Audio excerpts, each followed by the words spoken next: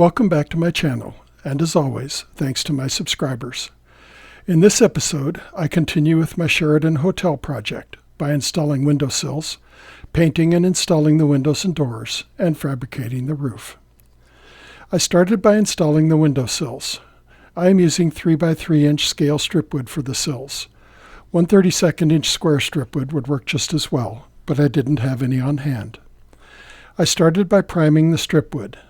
This is partly to protect the wood from warping when painted with acrylics, and partly to match the color of the bottom of the window openings. Next, I cut pieces 1/16 of an inch longer than the window openings. This will provide an overhang of about 2 scale inches on either side. And I glued them in position under the windows, flush with the bottom of the window openings. You can see that there is a visible joint between the windowsill and the base of the window opening. This spoils the illusion that the windowsill is a single piece. I used a bit of acrylic matte medium to fill in these joints. This serves 3 purposes. First, it fills in the joint. The matte medium is self-leveling, so set the structure on a level surface while the matte medium dries. Second, the matte medium is an adhesive, so it will help secure the windowsill to the base structure. Finally, the matte medium is paintable. Once it is dried, I can paint the entire windowsill so the joint no longer shows. I'm using Apple Barrel Granite Gray craft paint here. It is just slightly lighter than the gray primer color. I am modeling the windowsills as though they are cast concrete. I've tried a number of different colors to simulate concrete, but none of them has been suitable. This is because concrete is never a uniform gray. So I added some washes of darker gray and light brown to weather the windowsills. I'm using Vallejo 71.045 cement gray, Vallejo 71.131 concrete, and Ammo MIG 0042 Old Rust. Even if you are modeling painted windowsills, a little color variation will enhance the realism. Colors are never monochromatic in the real world. Restraint is important here. You are trying to create subtle color variations. Now it's time to prepare the windows for installation. Test fit your windows in their openings and make any final adjustments. You may have to file the window slightly or even add a small shim to get a good fit. If the window appears to be off plumb, perhaps because the opening is not quite true, you can correct this by filing opposite corners to allow the window to sit slightly canted in the opening. The opening will still be off kilter, but since the window sits vertically, the eye will not notice the opening. Keep track of which window goes in which opening from final fitting until the window has been installed. Once you're satisfied with the fit, prime the windows. Again, I use Tamiya Fine Spray Primer. You only have to prime the front of the windows. I want to emphasize again that the windows should be installed with the outside sash at the top of the window, so keep this in mind as you adjust the final fit and as you paint your windows. When the primer is dry, I paint the windows. I want my windows and doors to be white, but I am not using pure white. Paint is quickly oxidized and faded by sunlight and weather, so I use an off-white color. I am using vintage white craft paint thinned with a little water to give a smooth coat. I am not too concerned if a little primer shows through the paint. This will add to the realism. Next, I use a dry brush technique to apply some pure white mixed with a tiny amount of granite gray. It doesn't take much gray to tone down the white, so use it sparingly. Finally, I dry brush a little raw umber onto the curved tops of the window and door frames. This will serve 2 purposes. It will highlight the shadows created by the window and door openings, and it will de-emphasize the differences in the heights of the fill-in pieces. Once the windows have been primed and painted, it's time to install the window glazing. And cutting window glazing to fit is a fussy and time-consuming chore. Fortunately, Tichy has made this chore much easier by including acetate sheets, which have been laser cut to the precise dimensions needed. All we need to do is cut them apart and glue them in. That is, in theory. In practice, the laser cutting process deposits a haze on the clear acetate, as you can see in this close-up. Fortunately, this haze is easy to remove with a cotton swab and some 70% isopropyl alcohol, or plain rubbing alcohol.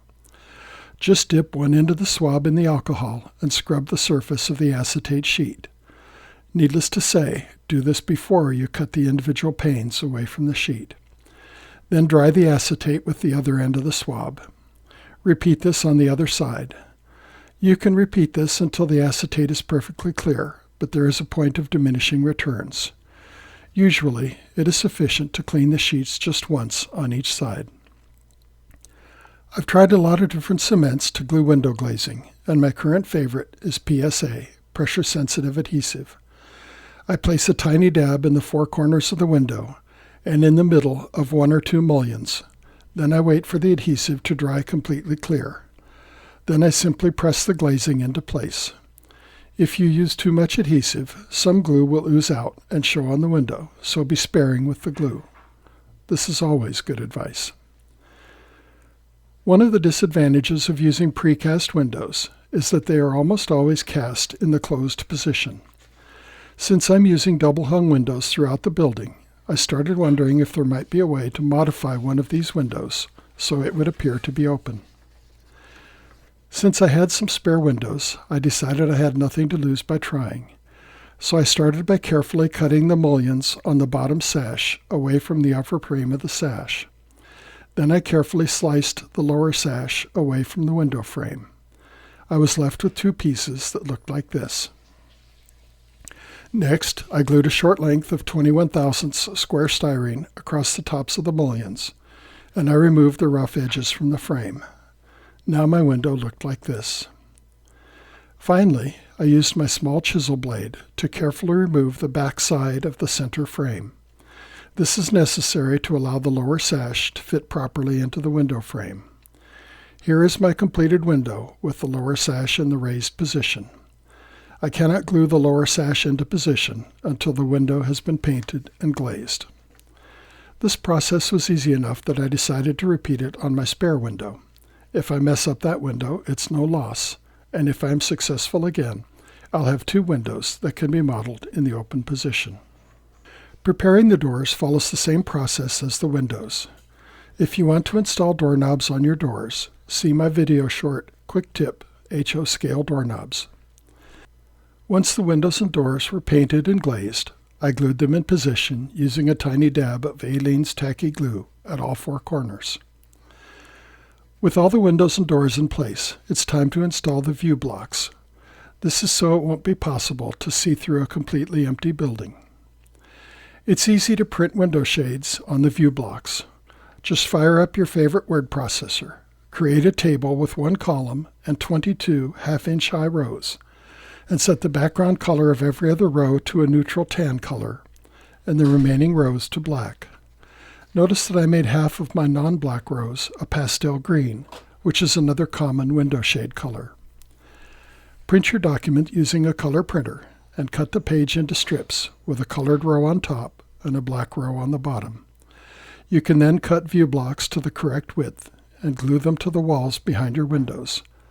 Shifting the view block up or down allows you to adjust the height of the blind. Finally, it's time to install the roof. I will not glue the roof in place in this episode, but now is the time to fabricate the roof and make sure it fits properly. I am using a sheet of 15 1/1000 inch styrene for my roof. This is very easy to cut, so I can be sure to get a nearly perfect fit. However, it is also pretty flimsy, so I'll reinforce the center and edges with some 1/8 inch square styrene strip. Now it's time to make the chimney. I started by gluing together the 4 leftover brick corner pieces to make a single brick column. I took care to ensure that the bottoms of all 4 pieces were on the same end and that the brick courses lined up. This makes a brick column measuring 1/2 inch on a side. That's about 44 scale inches. Next, I cut a length of column about 5 feet tall. I used my true sander to ensure the top and bottom of the column were nice and square. Then I drilled a 1/16 inch diameter hole in the bottom. Do not drill into a glue joint, or you'll split the joint. I inserted a short length of 1/16 inch styrene rod into the hole. This will serve as a handle while I paint the chimney and later as an alignment pin. I painted the brick using the same colors as the rest of the building and checked the final result to be sure it matched the main structure. Finally, I cut a chimney cap out of 1/32 inch basswood with a 3/16 inch square hole in the center. I primed and painted the cap using the same colors as the windowsills and glued it to the top of the chimney. I finished the roof by painting it with Rust-Oleum Painter's Touch 2X gray primer. This is a much darker gray than the Tamiya primer. When the paint was dry, I glued the chimney in place. Then I brushed on a very thin coat of matte medium. Once the coat was as even as I could make it, I sprinkled the entire roof with gray craft sand. This gives the appearance of a tarred and graveled roof. When the matte medium had dried, I used a number 70 drill to drill 2 holes in the roof. I inserted short lengths of 25 1/1000 styrene rod through the roof above the bathrooms and kitchen to simulate the plumbing vents. You can't see them, but I mounted a small reinforcing pad under each vent to provide extra gluing surface. With the roof placed in position, do not use the chimney as a handle. The building is finally starting to take shape. In the next episode, I will add the balcony and the front sidewalk. This will finally allow me to see if my plans have matched my vision for the Sheridan Hotel. I have included links to all the products mentioned in this video in the comments below. As always, I would love to hear your comments and questions. If you want to see more videos of this type, be sure to subscribe and hit that like button. Thanks for watching, and I'll see you next time.